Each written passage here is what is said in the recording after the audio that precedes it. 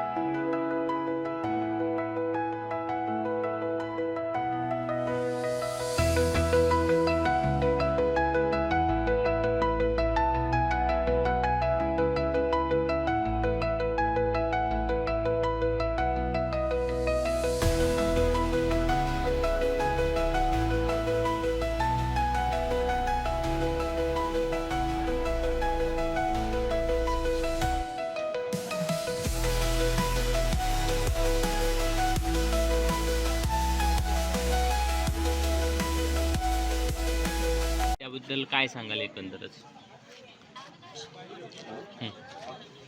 आपण दैनिक स्वादमार्फत जो मला पुरस्कार दिला कोकण 7 या पुरस्काराच्या पाठीमागे हे जे माझे सगळे सहकारी आहेत, ग्रामस्थ कार्यकर्ते, यांनी जी आत्तापर्यंत मला साथ दिली, गेले 40 वर्ष सहकार्य केलं, त्याचाच हा एक परिपाक म्हणून आपण या दैनिक कोकण 7मधून मला पुरस्कार मिळाला. त्याबद्दल त्या कोकण 7चा मी सत्यशः आभारी राहीन आणि यापुढे अशीच या गावची सेवा माझ्या हातून घडावी अशी ईश्वरचरणी प्रार्थना करतो. त्याचबरोबर आज आत्तापर्यंत सातत्याने या गावातील ग्रामस्थांनी वेळोवेळी रात्री 12 वाजता असो 2 वाजता असो हाक मारल्यानंतर माझ्यासोबत येण्याची तयारी दर्शवल्यामुळे आपण आजपर्यंत या गावाची प्रगती करण्याचे प्रयत्न केले. कोणतं विकास काम असो की कोणताही प्रसंग असो, त्यावेळी रात्री 12 वाजता जरी मी सर्वांना हाक मारले तरी माझ्यासोबत येण्याची तयारी असल्यामुळेच आपण आजपर्यंत या गावामध्ये काम करू शकलो. आणि यापुढे सुद्धा अशीच या गावातील ग्रामस्थांची किंवा सहकाऱ्यांची मला साथ मिळेल अशी अपेक्षा व्यक्त करतो. मूळ मुद्दा जर विकासाचा म्हटला तर माझं पहिलं विकास म्हणजे शाळा. शाळा ही ह्या गावाचा विकास मानला जातो. जर शाळा सुंदर असेल, त्या शाळेमध्ये शिक्षक असतील चांगले, आजसुद्धा शिक्षकाबद्दल मी स्वतः बिडवंशी शिक्षण अधिकाऱ्यांशी बोलून जो आपल्या शाळेमध्ये शिक्षक जो कमी आहे तो सुद्धा आज मी त्या शाळेची आज पंचायत समितीमध्ये जाऊन एक शिक्षकाची मंजुरी घेतली. ही महत्त्वाचा मुद्दा असा की शाळेमध्ये शिक्षक नसेल तर मुलं अनाथ राहतील, ह्याचा विचार करून आपण पहिल्यांदा विकास हा शाळेपासून सुरू होतो. नंतर शाळेच्या नंतरच गावाचा रस्ता, वीज ही मूलभूत गरजा आहेत. ह्या गरजेसाठी आपण पहिल्यांदा प्राधान्य रस्त्याचं देणार आहोत. यावर्षी 2 किलोमीटर 800 मीटर हा जो रस्ता काम करण्याची म्हणजे गाडी चालवण्याची स्थिती नाही, त्या रस्त्याचा सुद्धा पाठपुरावा मी माझ्यामार्फत करण्याचं सुरू केलेलं आहे. तो सुद्धा ॲडव्हान्समध्ये आपले कॉन्ट्रॅक्टर काम करतील अशी अपेक्षा आहे. त्या संदर्भात पालकमंत्र्यांशी माझी स्वतः चर्चा झाली. त्याप्रमाणे त्यांनी होकार दिला आहे. ह्या रस्त्याचं सुद्धा कामकाज येत्या महिन्यात सुरू होईल. त्यानंतर गोवळ सतीन ते तांबेवाडी हा जो रस्ता आहे 2 किलोमीटर, तो सुद्धा मुख्यमंत्री फंडातनं घ्यावा अशी सुद्धा मी विनंती केलेली आहे. तो सुद्धा रस्ता पुढच्या वर्षी मार्गी लागेल. सोमलेवाडी तो नांदोबा हा सुद्धा रस्ता मुख्यमंत्री फंडामध्ये घ्यावा अशी प्राधान्याने कामं मतदारसंघातला सोमलेवाडी मनसे घाडेवाडीतील साखव तो सुद्धा नारू दुरुस्त तो सुद्धा आज मी त्या साखवाची मंजुरी आजच्याच काल मीटिंगमध्ये घेऊन मंजुरी दिली. तो सुद्धा काम साखवाचं सुरू आहे. मतदारसंघातली 8 गावं सोडून सुद्धा मला सातत्याने ह्या देवगड तालुक्यात जे लोक आहेत माझे सहकारी त्यांचं सातत्याने काम करावं लागतं आणि ते माझ्या हातून घडावं अशी अपेक्षा व्यक्त करतो आणि थांबतो. जय हिंद, जय महाराष्ट्र. सिंधुदुर्ग जिल्ह्यातील आंबा बागायतदार यांच्या नुकसान भरपाईवर अजून कोणताही निर्णय सरकारनं घेतला नाही. अधिवेशन संपायला आलं तरी कोणताही ठोस निर्णय नाही. त्यामुळे 23 मार्चला कणकवली तालुक्यातील नांदगाव येथे सकाळी 10 वाजता चक्काजाम आंदोलन करणार असल्याचं राजू शेट्टी यांनी सांगितलं आहे.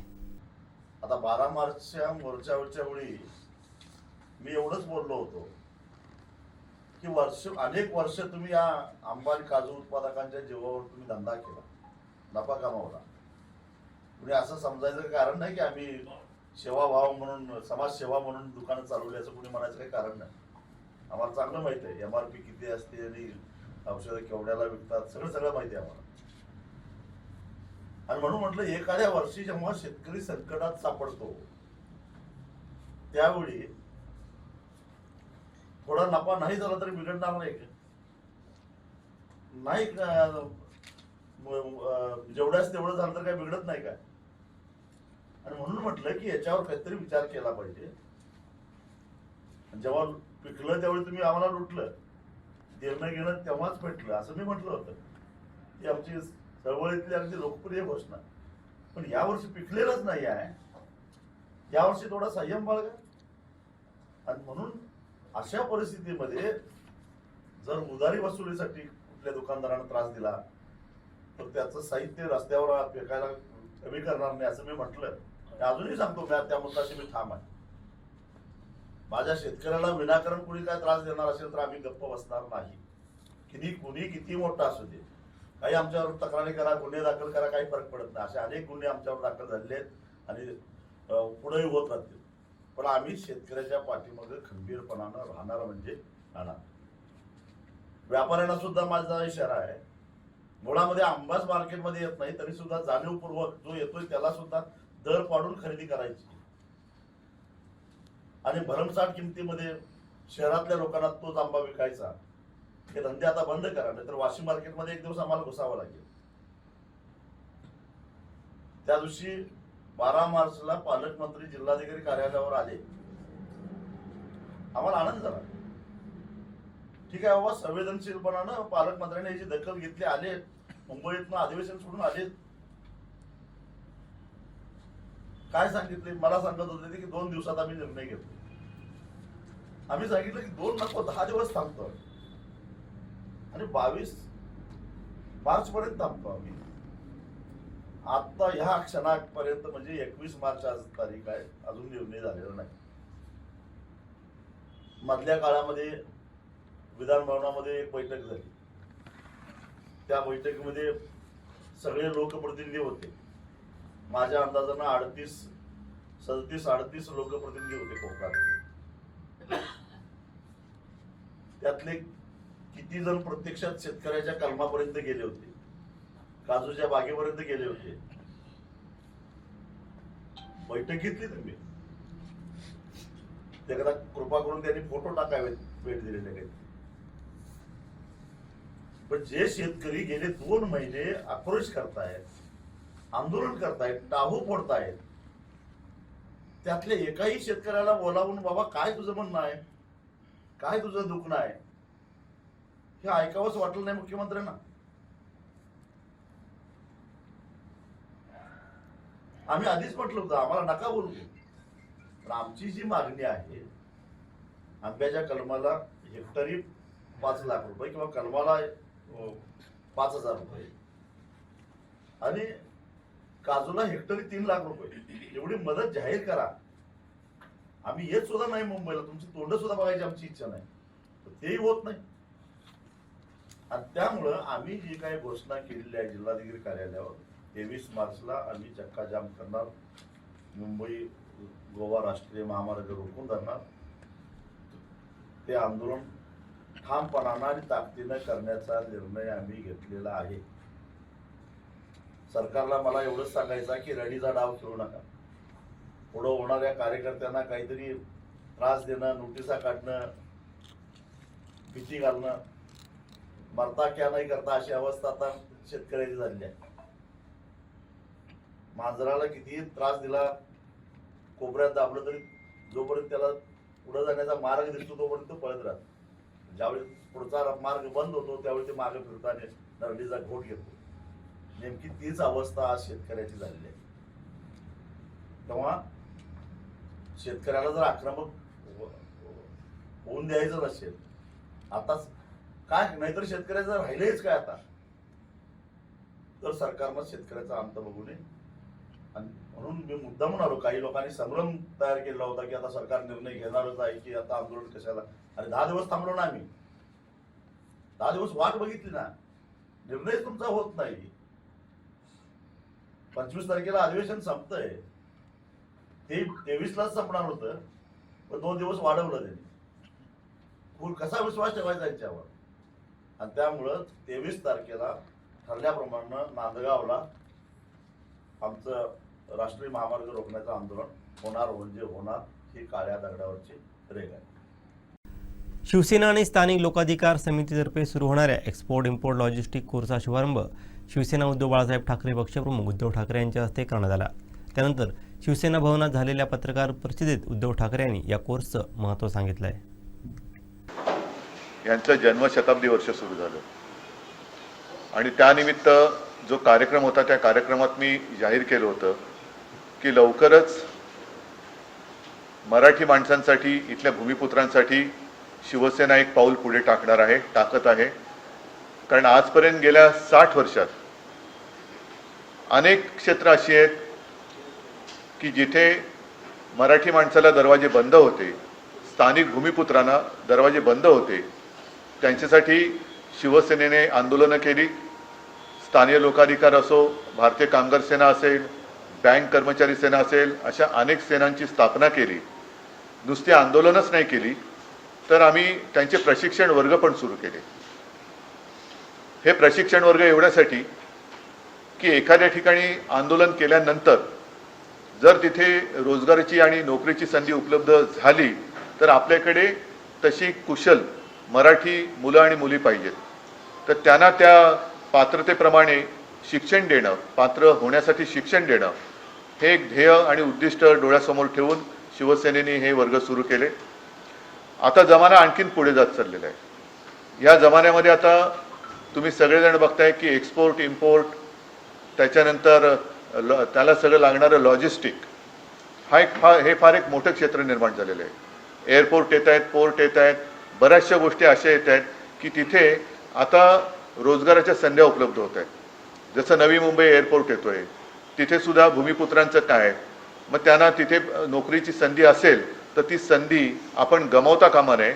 आणि एकूणच मगाशी मी या सगळ्यांचं मार्गदर्शन ऐकलं. हे सगळे मान्यवर आहेत आणि हे नुसते शिक्षक नाही आहेत, तर हे 1-1, 2-2, 3-3 पिढ्या या क्षेत्रात काम करणारी मोठी दिग्गज माणसं आहेत, ज्यांच्या स्वतःच्या कंपन्या आहेत. हे स्वतः रोजगाराची संधी उपलब्ध करून देऊ शकतात, देत आहेत. आणि त्यांनी जे ओळखलं की या क्षेत्राला खूप वाव आहे, ह्या क्षेत्रात खूप वाव आहे.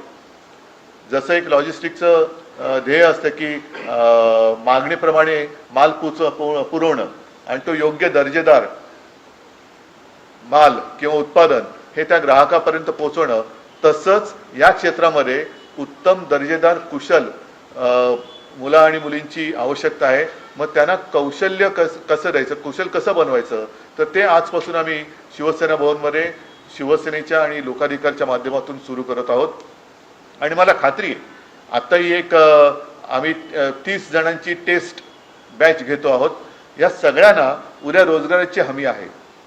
त्यांना हे विमानतळ असतील, बंदरं असतील, इथे नेऊन सुद्धा प्रॅक्टिकल सुद्धा हे शिकवलं जाईल, दाखवलं जाईल काय काय करावं लागतं. मग ते कस्टम क्लिअरन्स असेल, आणखीन काही असेल, या सगळ्या गोष्टी त्यांना दाखवल्या जातील, त्यांना शिकवल्या जातील की जेणेकरून इथे शिकलेल्या विद्यार्थ्याला सर्टिफिकेट हातात मिळाल्यानंतर हा सुशिक्षित आहे या क्षेत्रामधला आणि हा तयार झालेला आहे, त्याला आपल्याकडे कंपनीत नोकरी द्यायला काही हरकत नाही, एवढ्या योग्यतेचा आम्ही इथून विद्यार्थी तयार करणार आहोत. म्हणून मी या सगळ्या दिग्गजांना पहिल्या प्रथम धन्यवाद देतोय की त्यांनी आपला अनुभव हा स्वतःपुरताच मर्यादित न ठेवता हा आपल्या अनुभवाचं राज्याला कसं आपल्या अनुभवाचा राज्याला कसा उपयोग करून देता येईल. आणि शंतनूजी, आपण मगाशी जे बोललात मार्गदर्शन करतात तर ते फार मोठं आहे की महाराष्ट्र एक राज्य आहे, पण ते राज्य आज इतर काही देशांपेक्षाही मोठं आहे. पण एवढं मोठं राज्य आहे, त्याच्याकडे एवढी सगळी क्षमता आहे, त्या क्षमतेचा पूर्ण वापर जर का केला तर आपला देश जो एक मोठी इकॉनॉमी होण्याचं स्वप्न नुसतं आतापर्यंत दाखवत आलेलं आहे सरकार, ते नुसतं स्वप्न न राहता ते स्वप्न प्रत्यक्षात उतरवण्याची ताकद ही महाराष्ट्रामध्ये आहे. तर त्याच्यासाठी आजपासून आम्ही या उपक्रमाची सुरुवात केलेली आहे. मला खात्री आहे आपल्या माध्यमातून ह्या उपक्रमाची माहिती ही केवळ राज्याच्याच नव्हे तर देशाच्या कानाकोपऱ्यात जाईल आणि जसजसे वर्ग आमचे वाढत जातील, आमचा इरादा आहे की राज्यभर हे वर्ग सुरू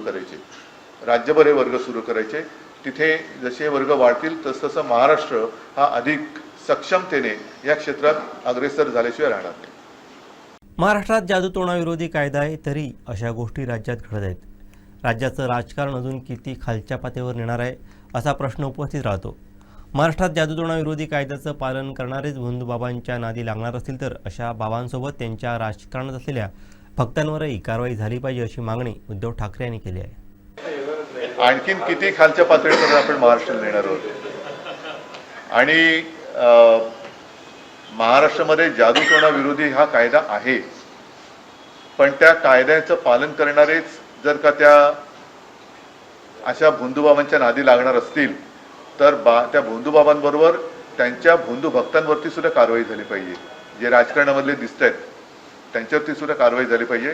तर आपण महाराष्ट्रामध्ये एक ज्याला आधुनिक म्हणू, कारण आता तुम्ही नेमका या सगळ्या विषयाचं विरुद्ध टोक गाठलं. आम्ही आता जो सुरू करतोय विषय तो लॉजिस्टिक म्हणजे महाराष्ट्राला पुढे नेतोय, विज्ञानामध्ये नेतोय, सगळ्या तंत्रज्ञानाने नेतोय आणि तुम्ही परत त्याची लिंबाच्या लागवडीवरती आलात. आता लिंबाची लागवड किंवा लिंबाचा रस इथून तिथे कसं न्यायचं ते लॉजिस्टिकमध्ये येईल, पण त्याला टाचण्या मारणं हे काय आमचं काम नाहीये. आता या एप्स्टीन फाईल्सवरनं कोणाचं लक्ष उडू नये किंवा उडावं म्हणून आणखीन काहीतरी या महाराष्ट्रात नवीन विषय सुरू होता कामा नये.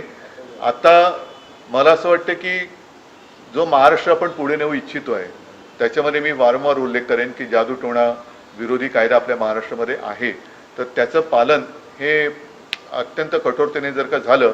आणि महत्त्वाचा मुद्दा जो तुम्ही उल्लेख केला की अनेक राजकीय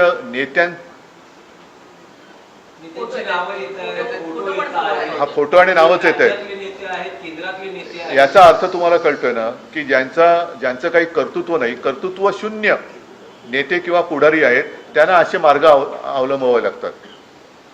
त्यांना अशा या ज्या काही भाकड कथा आहेत किंवा भोंदूगिरी आहे त्याचा आसरा एवढ्यासाठी घ्यावा लागतो कारण ते स्वतः भाकड आणि भोंदू आहेत. हे भोंदू नेते त्यांच्यामध्ये कर्तृत्व नाही, स्वकर्तृत्वाने जे काही करू शकत नाही अशा लोकांना ह्या सगळ्या अशा गोष्टींचा आसरा घ्यावा लागतो. आणि मला असं वाटतं ते जर का वेळेमध्ये या कोर्सला आले तर त्यांचं सुद्धा आयुष्याचं भलं आम्ही करू शकतो. तुम्ही त्याची सगळ्याची चौकशी करा ना, माझं काही म्हणणं नाहीये, कारण पाणी कुठपर्यंत मुरले ते कळू द्या. नाही, म्हणून जो गुन्हेगार असेल त्या गुन्हेगाराला शिक्षा करा. हे पाणी जर का वळवलं असेल तर एकूणच हे पाणी कुठपर्यंत मुरलंय हे कळू द्या. फक्त कळल्यानंतर त्याच्यावरती काहीतरी कारवाई झाली पाहिजे.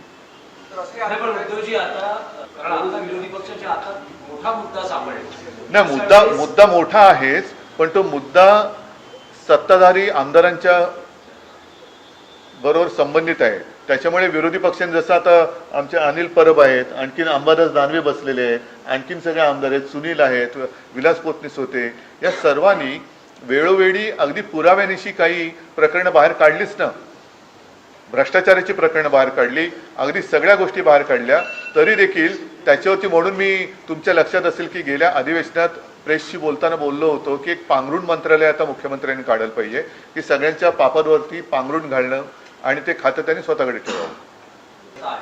नाही, असे या निमित्ताने गावोगावी असे भोंदूबाबा जर कोणी असतील आणि त्यांच्याकडे कोणत्याही पक्षाचा कोणताही नेता जात असेल तर त्याच्यावरती कारवाई झाली पाहिजे, अगदी ओम फट स्वाहापासून सगळ्यांवर. ठीक आहे, सगळ्यांना धन्यवाद देतो. सातारा जिल्ह्यामध्ये जिल्हा परिषदेच्या निवडणुकीत थेट मंत्र्यांमध्ये म्हणजे सत्ताधारी मंत्र्यांमध्ये मारामारी झाली. कशा प्रकारे शंभूराज तिकडे देसाईंनी असा पण सदस्य आरोप लावलाय की पोलिसांनी शंभूराज देसाईंना कॅबिनेट मंत्री म्हणून सुद्धा शंभूराज देसाईंना पोलिसांनी जे आहे त्यांना खेचून बाहेर काढलं. आता त्यांच्या लक्षात येईल की रेड्याप्रमाणे लोकशाही सुद्धा कापली जाते. सगळ्यांना धन्यवाद देतो. चला, हा, जय हिंद, जय महाराष्ट्र.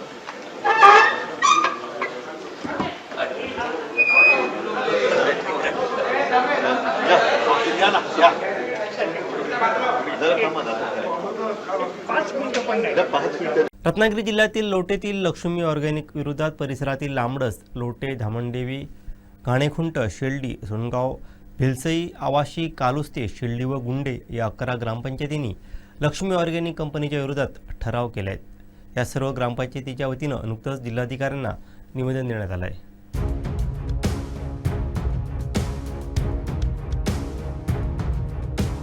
तालुक्यातील लोटे परशुराम औद्योगिक क्षेत्रातील लक्ष्मी ऑर्गॅनिक केमिकल कंपनी मानवाला व जीवसृष्टीला घातक अशा फिपाज रसायन उत्पादन करत आहे. अशा उत्पादन करणाऱ्या रसायनावरती बंदी घालावी या मागणीसाठी पर्यावरणवाद्यांचे कंपनीसमोर 2 महिने उपोषण देखील सुरू आहे. त्यातच 11 ग्रामपंचायतींनी देखील लक्ष्मी ऑर्गॅनिक विरोधात ठराव मंजूर करून त्यांच्या प्रती जिल्हाधिकारी मनोज जिंदल यांना स्थानिक ग्रामपंचायतींच्या ठरावांसह निवेदन देण्यात आलं. त्यामुळे लोटे परशुराम औद्योगिक वसाहतीतील लक्ष्मी ऑर्गॅनिक केमिकल लिमिटेड या वादग्रस्त कारखान्याच्या अडचणींमध्ये दिवसेंदिवस वाढ होत असून परिसरातील 11 ग्रामपंचायतींनी ग्रामसभांमधून कंपनी बंद करण्याचा ठराव एकमुखानं मंजूर केल्यानं आंदोलनाला अधिक धार प्राप्त झाली आहे. जनतेच्या हितासाठी व जनतेच्या न्यायासाठी आम्ही सर्व ग्रामपंचायती एकत्र येऊन कंपनी बंद पडेपर्यंत लढा देणार अशी ग्वाही सुद्धा एकत्रित देण्यात आली आहे. खरातमुळे सत्ताधारी पक्षातील लोक अडचणी देणार होते, त्यामुळे गृह खात्यानं कारवाईस उशीर केल्याची टीका माजी आमदार वैभव नाईक यांनी केली आहे. बाबा अशोक खरात हा खरं तर गेल्या वर्षभरापूर्वी याच्यावर पीडित महिलेने शिर्डी येथे पोलीस कंप्लेंट केली होती आणि याचा तपास 5-6 महिन्यापूर्वीच झाला होता. परंतु या सरकारमध्ये जे 2-3 पक्ष आहेत, या पक्षातले अनेक लोक या भोंदूबाबामुळे अडचणी देणार होते. म्हणून गृह खात्याने या प्रकरणाची तपासाची लोकांपुढे आणण्याचं काम हे नगरपालिका, महानगरपालिका आणि जिल्हा परिषद निवडणुकी झाल्यानंतर हे आलेलं आहे आणि त्यामुळे उजेडात आलेलं आहे. आणि त्यामुळे या सगळ्या प्रकरणाला राजकीय पक्षातल्या लोकांना आपल्या सहकारी पक्षांना वाचवण्यासाठी गृह खात्याने हे प्रकरणाची तपास हा उशिरा केला की काय आणि त्याची सुद्धा चौकशी झाली पाहिजे. कारण या खरं तर या प्रकरणामध्ये अनेक राजकीय लोक आहेत आणि या सरकारच्या विरोधात या संदर्भात लोकांमध्ये रोष होणार होता. म्हणून ह्या सगळ्या निवडणुका झाल्यानंतर या सगळ्या भोंदूबाबा अशोक खराताच्या जो काही प्रकरण आहे ते नंतर पद्धतशीरपणे बाहेर काढले की काय याची सगळ्याची चौकशी व्हावी अशी आमची शिवसेना उद्धव बाळासाहेब ठाकरे पक्षाद्वारे मागणी आहे. सोनाळी ग्रामपंचायतच्या वतीने जल अर्पण दिन उत्साहात साजरा करण्यात आला. सभापती सिद्धेशराव राणे यांच्या हस्ते जलपूजन करण्यात आलं. सोनाळी ग्रामपंचायत यांच्या वतीने जल अर्पण दिन उत्साहात साजरा झाला. सभापती सिद्धेशराव राणे यांच्या हस्ते जलपूजन करण्यात आलं. वैभववाडी तालुक्यातील सोनाळी इथं जल अर्पण दिन साजरा करण्यात आला. त्यानिमित्तानं जलजीवन योजनेमार्फत बांधण्यात आलेल्या विहिरीवरती जलपूजन करण्यात आलं. तत्पूर्वी ढोल ताशांच्या गजरात कलश घेऊन शोभायात्रा काढण्यात आली.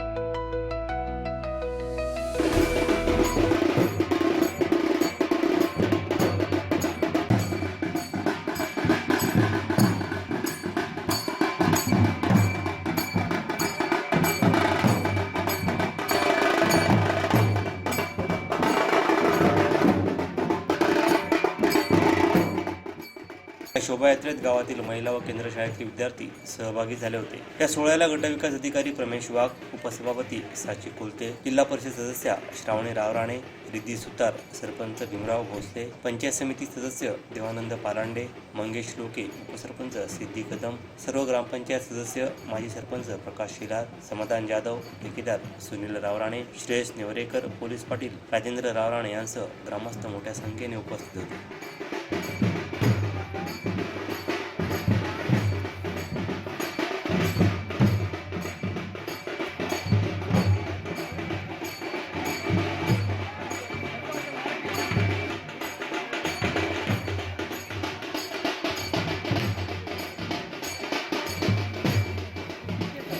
सर्वप्रथम सोनाळी ग्रामस्थ, सोनाळी सरपंच आमचे भीमराव भोसले साहेब आणि आमचे सर्वच सहकारी यांनी आज जल जीवन मिशन अंतर्गत जल अर्पण कार्यक्रम हा ठेवला आणि त्याचं मोठ्या थाटामाटामध्ये एकदम उद्घाटन झालं.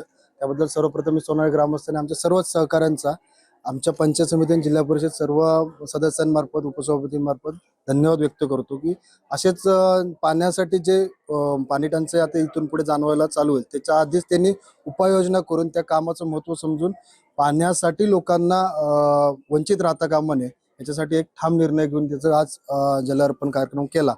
ते खूपच समाधान आणि खूपच कौतुकास्पद गोष्ट आहे. साहेब, आता तालुक्याचा एकंदरीत पाणी टंचाईचा आपण आढावा घेतलाच असेल. काय परिस्थिती आहे तालुक्यात आणि त्याच्यावरती काय उपाययोजना असणार? आता कालच आम्ही पाणी टंचाईचा आराखडा आमच्या डिपार्टमेंट मार्फत मागवून घेतला. त्याच्यामध्ये म्हणजे आपला सडोऱ्या असेल, सडोऱ्यामधलं आमचं एक प्रस्तावित प्रोजेक्ट पाण्या टंचाईचं एक काम आहे 7 लाखाचं. त्याच्यावरती आमची उपाययोजना चालू झाली. कुसूर कुंभारली आपलं एक पाणी टंचाईचा एक विषय, त्याच्यावरती आमची चर्चा करण्यात आली आणि नवीन जे आमचे पाणी टंचाई म्हणजे जो काय आराखडा तयार केला त्याच्यावरती जिल्हा परिषद मार्फत पालकमंत्री नितेशजी राणे साहेब यांच्या मार्फत प्राधान्याने लक्ष देऊन पाणी टंचाई कशी कमी करण्यात येईल यासाठी आम्ही प्रयत्न करतच राहतो. मराठी नववर्षाचं स्वागत करण्यासाठी सावंतवाडी शहरात सकल हिंदू समाज हिंदू नववर्ष स्वागत यात्रा समिती यांच्या वतीने भव्य हिंदू नववर्ष स्वागत यात्रा उत्साहात काढण्यात आली.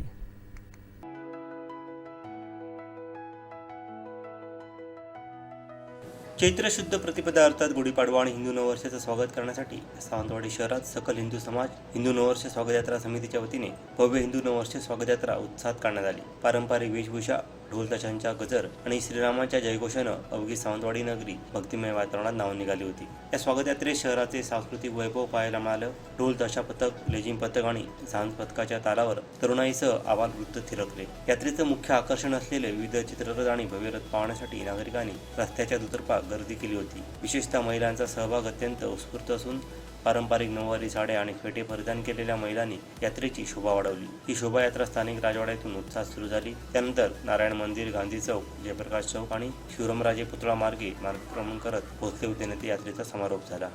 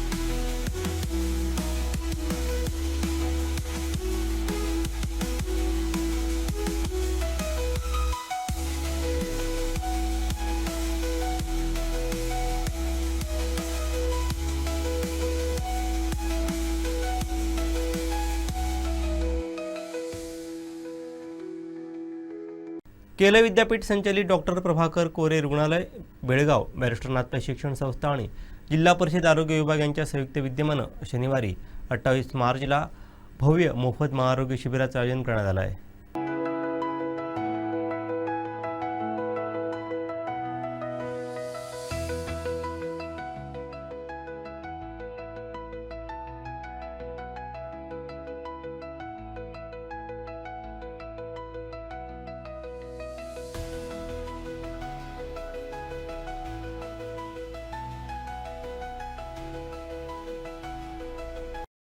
येणाऱ्या रुग्णांना त्या दिवशी त्याची तपासणी होईल. जे काही तपासणी आढळेल त्यावर त्यांना नेऊन त्यांच्यावर उपचार केले जातील. जे ज्या उपचारांना आयुष्यमान भारत योजनेअंतर्गत होणार आहेत तर त्यांच्यासाठी कार्ड जर काढलेले असतील तर ठीक, पण अन्यथा आम्ही त्या दिवशी पण आपण आयुष्यमान भारत कार्ड वितरित करणार आहोत, ज्यांची आमच्या अधिकाराची त्यांना वितरित करू किंवा त्या दिवशी काढू आणि त्यानंतर वितरित करू. त्यामुळे हे अखंड चालणारा व्रत राहील. आणि बालकृष्ण शिक्षण संस्था, यशवंतराव नाईक ग्रामीण रुग्णालय Nerul, Balkrishna foundation for Konkan development हे सातत्याने आरोग्य क्षेत्रात कार्यरत राहणार आहोत. हा फक्त एक सुरुवात आहे 28 तारखेची. आणि चांगली गोष्ट ही आहे की KLE सारखं रुग्णालय, KLE hospital, KLE medical college हे या नेरूळ रुग्णालयाबरोबर आम्ही एक करार करणार आहोत आणि या रुग्णालयात रेफरल सेंटर सुरू होईल. आपला इथला PRO राहील आणि KLEचा PRO एकमेकाशी जोडलेले असतील. म्हणजे इथल्या नागरिकांना, इथल्या रुग्णांना जो तिथे गेल्यानंतर भाषेचा प्रॉब्लेम होतो त्यावर उपाययोजना म्हणून तिथला PRO जो मराठी बोलणारा असेल आणि इथला PRO म्हणजे पेशंटना जाताना इथून आपण एक पत्र देऊ या हॉस्पिटलच्या मार्फत आणि तिथं पेशंट पोहोचल्यानंतर तिथला PRO तिथली जी पुढची जी काही प्रोसेस आहे ती पूर्ण करेल. म्हणजे रुग्णांना तात्काळ जावं लागणार नाही. तिथं कुठल्याही कारणाशिवाय पेशंट हटणार नाही. तर रुग्णाला आवश्यक असतं तर ती रुग्णसेवा त्याचा तात्काळ ट्रीटमेंट सुरू झाली पाहिजे. तर तो जो मधला एरर येत होता तो एरर काढण्याचं काम आपण या पुढच्या काळात कायमस्वरूपी होणार आहे. आणि त्या दिवशी आपण जिथं आवश्यक आहे तिथं आपण जाण्याची व्यवस्था करणार आहोत. त्या नागरिकांची भोजनाची व्यवस्था केलेली आहे, त्यांना लांबून हे येणार आणि सर्व प्रकारचे डॉक्टर आहेत.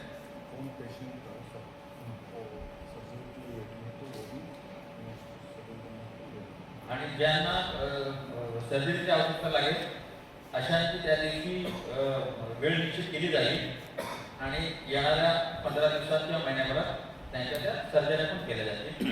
म्हणजे हा कॅम्प नुसती तपासणी कॅम्प नसून तपासणीबरोबर जे जे त्या दिवशी आढळेल आणि जे जे करणं गरजेचं असेल ते सगळं करण्याची नैतिक जबाबदारी या कॅम्पच्या आयोजकांनी घेतलेली आहे. निरवडे गावात भरवस्तीत डुक्कर व्यवसाय केला जात असून याचा येथील ग्रामस्थांना प्रचंड त्रास सहन करावा लागतोय. व्यवसाय कुणीही करावा पण इतरांना त्रास होता नाही याची दक्षता घ्यायला हवी. ग्रामस्थांनी गेले 6 महिने आरोग्य विभागाकडे तक्रार करूनही कोणतीही दखल घेतली नाही. आज हे ग्रामस्थ आमच्याकडे न्याय मागण्यासाठी आले, त्यामुळे पालकमंत्री नितेश राणे यांच्या कानावर हा विषय घालून संबंधितांना न्याय मिळवून देणार असल्याचं शिवसेना जिल्हाप्रमुख संजू परब यांनी सांगितलं आहे. निरवडे भागात भरवस्तीत डुक्कर व्यवसाय केला जात असून याचा येथील ग्रामस्थांना प्रचंड त्रास सहन करावा लागतोय. व्यवसाय कोणीही करावा पण इतरांना त्रास होता कामा नये याची दक्षता घ्यावी. ग्रामस्थांनी गेले 6 महिने आरोग्य विभागाकडे तक्रार करूनही कोणतीही दखल घेतली गेली नाही. आज हे ग्रामस्थ आमच्याकडे न्याय मागण्यासाठी आलेत, त्यामुळे पालकमंत्री नितेश राणे यांच्या कानावर हा विषय घालून संबंधितांना न्याय मिळवून देणार असल्याचं शिवसेना जिल्हाप्रमुख संजू परब यांनी सांगितलंय. त्या संदर्भात कोणी व्यवसाय करावा पण दुसऱ्याला त्रास होता कामा नये त्याची काळजी घेतली पाहिजे. आज जर तुम्ही बघितलं हे जे श्री रोशन धारगळकर यांच्या मालकीचा डुक्कर व्यवसाय आहे, त्यांच्या व्यवसायाबद्दल आम्हाला काही प्रॉब्लेम नाही आहे. पण आजूबाजूची जी वस्ती आहे त्या सर्व लोकांना त्याचा एवढा त्रास होतो की त्यांच्या घरात 2 मिनिटं सुद्धा कोण राहू शकत नाही. जेवताना झोपताना त्यांना खूप त्रास होतो. जवळजवळ 6 ते 7 महिने आरोग्य विभागाकडे तक्रार करून सुद्धा आरोग्य विभागाचे अधिकारी काहीही करत नाहीये किंवा या लोकांना दाद देत नाहीये. त्यामुळे ही जी लोक आहेत निरोड्यातली ती माझ्याकडे आलेली आहेत, माझ्याकडे नाही. मग तर मी हा सगळा विषय सन्माननीय आमचे पालकमंत्री नेत्याची राणेसाहेब यांच्यावर कानावर घालणार आहे आणि निश्चितपणे आम्ही कानावर घातल्यानंतर सन्माननीय पालकमंत्री हे यांचा जो प्रश्न आहे जनतेचा तो त्यांना त्रास सहन करावा लागत आहे तो निश्चितपणे दूर करतील असा आमचा विश्वास आहे. पालकमंत्र्यांना एक निवेदन निश्चितपणे आम्ही देऊ आणि या लोकांना या त्रासापासून मुक्त करू. मला अनेक सांगायचे की हे अधिकारी करतात काय, 6-6 महिने जर जनता यांच्याकडे जात असेल आणि हे अधिकारी तिथे बघायला पण येत नसतील तर हे उपयोगाचं नाहीये. अधिकाऱ्यांनी 4 दिवसाच्या नंतर पाहणी नाही केली तर त्यांना पालकमंत्रीच्या रोषाला बळी पडावं लागेल एवढंच मी या ठिकाणी सांगू इच्छितो. त्यांचा डुकरचा व्यवसाय आहे. काय नेमकं लोकांना त्रास होतो म्हणजे काय होतं तुम्ही जो विष्ठा असते ना हो का? विष्ठेचा वास एवढी दुर्गंधी असते आणि 24 तास म्हणजे कधी बंद नाही.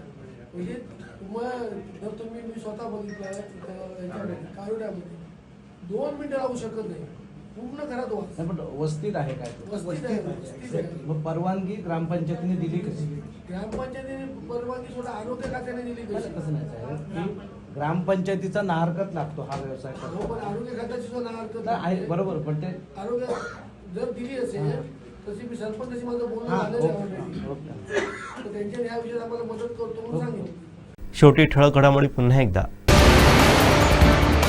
बोंधू खरात प्रकरणी वैभव नाईक यांची गृह खात्यावर टीका. कोल्हापूरच्या मॉलपेक्षा ग्रामीण उत्पादनांना पसंती द्या, नितेश राणे यांचं आवाहन. आणि मुंबई गोवा महामार्गावर रास्ता रोको होणारच, राजू शेट्टी भूमिकेवर ठाम. बातमीपत्रात वेळ झाली ते थांबण्याची. पादरा बदलत्या कोकणचा बुलंद आवाज. कोकणचं नंबर 1 महा चॅनल कोकण साध लाईव्ह. धन्यवाद.